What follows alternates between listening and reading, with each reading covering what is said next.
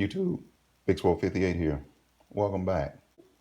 But listen, I want to talk a little bit today about a question that I keep getting asked on my channel on a lot of in the comment section.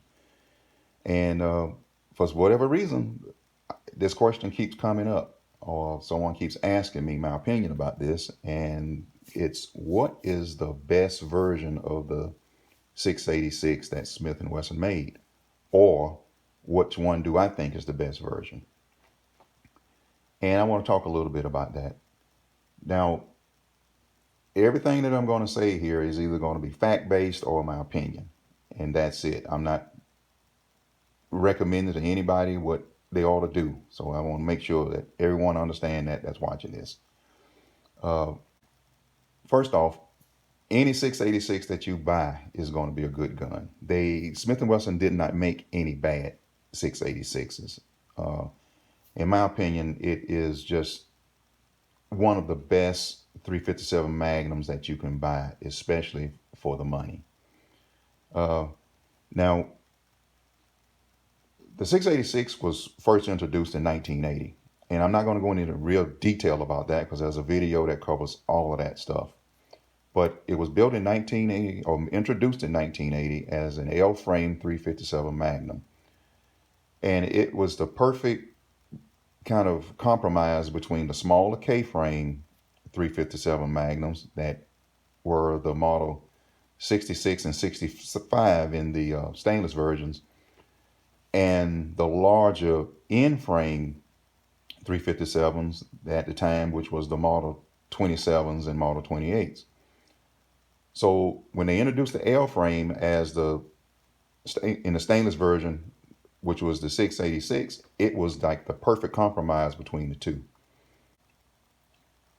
Now, just like anything that you first introduce, you're going to find that you have, or you're going to discover that there are design issues or reliability issues with it, and you're going to correct those. Now, when Smith & Wesson does that, they'll usually increment their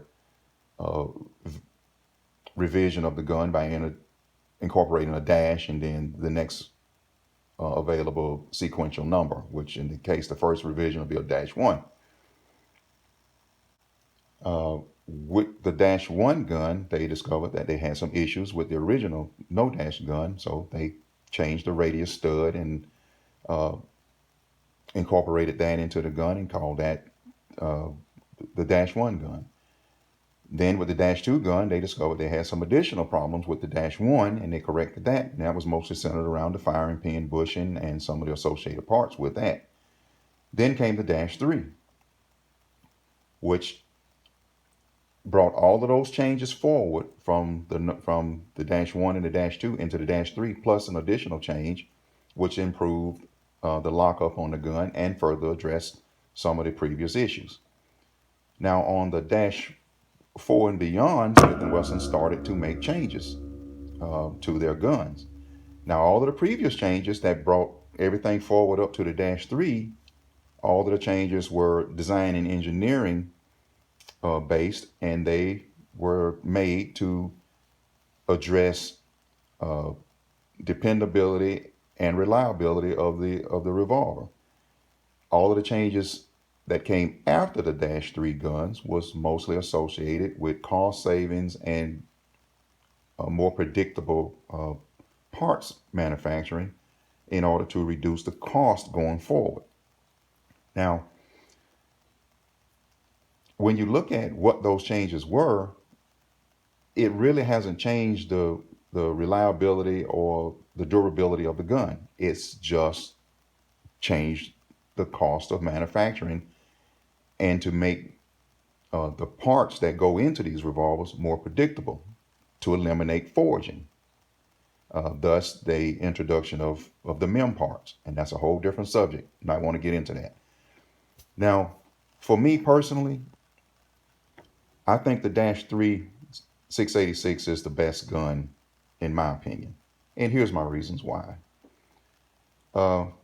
First off, it's just the overall feel and balance of the gun, the heft of the gun. I think it's just the most balanced of all of the 686s, regardless of barrel length. It has features on it that I prefer over the more modern guns.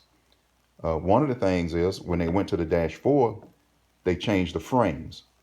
And it wasn't a significant change, anything that a person that's not familiar with the guns would immediately notice. But one of the things they changed was they changed the frame design, and they eliminated this style rear sight leaf to one that's shorter and more rounded. That's just as effective. Didn't change the operation or the effectiveness of it. It just changed the aesthetics of it. Now, me personally, I prefer the longer one that's cut straight on the edge versus the ones from the Dash 4 forward that has a sort of radius on the edge, and it sits down more. It's a little bit more recessed into the frame. So the frame was actually changed. This one, it's almost like it sits flush into the frame, and the way it marries up with the barrel, to me, it's a much cleaner, more beautiful fit. Now, everything from the no dash all the way up to the Dash 3, from an aesthetic standpoint, the guns are exactly the same. They look exactly the same. Everything was done to change them or to make them better was done internally. And it was done just to improve the reliability and the durability of the gun. Everything after the Dash 3, it was done to change the look of the gun and to make the gun more cost effective from a manufacturing standpoint. Now, the Dash 3 was the last year that you could actually buy any revolver, whether it was a square butt revolver or round butt revolver, where you can actually get the wooden stocks that were made in-house. When they introduced the Dash 4 gun, they quickly phased that out within a year. So if you got a Dash 4 gun or beyond that has house-made wooden stocks on them, well, you got something that's, I don't want to call it rare, but something that's scarce. Because when they introduced Dash 4s, they almost immediately went to the rubber hole monogrips. So this is another reason why I think the Dash 3 guns is the best gun overall. Now, moving forward again, like anything that as we get more and more modern, science starts to take over in engineering. And the metals that they used from the Dash 4 versions and beyond became better. So the frames, though they look the exact same size and they may weigh the same, though I'm not sure, the Dash 3s have a little bit more girth and a little bit more heft, because as you make metallurgical improvements, they actually use less metal to forge the frames going beyond the Dash 4 guns than they do it on the Dash 3 guns and earlier. So I don't know what the scales say, but to me, the hand is the best judge. And these guns just feel better from a weight-wise standpoint and from balance than I think any of the latter versions after the Dash 3s. Now, they also started to do away with the square butt frames. They went to the 7-shot revolvers, which I have no problem with, after the Dash 3s.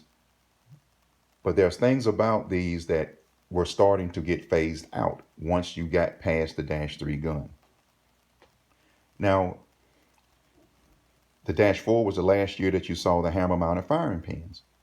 Now, there are a few out there that don't have the hammer-mounted firing pin, but this is one of the things that I love about these earlier revolvers, are these hammer-mounted firing pins.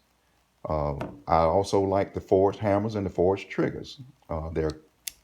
You got a stainless gun, you got stainless hammers and stainless triggers. When you move beyond the Dash 4 guns and even some of the Dash 4 guns, they start to introduce some of the MIM hammers and MIM triggers. It's not all of them, but there are a few. And third, but last but not the least, is the thumb piece. Now this, to me, is my favorite style thumb piece. Now the tapered thumb pieces are nice. There's nothing wrong with them. They don't feel as good to me when you actuate them, but I just like the look of these better. And this was the last year that you only saw this exclusively on their frames. Starting in Dash 4, they start to incorporate some of the the new modern pieces that they were going to be using going forward. And a lot of the stuff that you saw in the Dash 3 and prior guns were being phased out for good. So, having said that, and having talked about it, my honest opinion is any version of the Smith & Wesson 686 is a great gun. In my opinion, the best version of the Smith & Wesson 686 is the 686-3. So please leave your comments. I love to read them, and I always respond to every last one of them because I enjoy them. Click my like, share, and subscribe button. I'm still trying to grow my channel. Till the next time, this is Big Swole 58. Thanks for watching.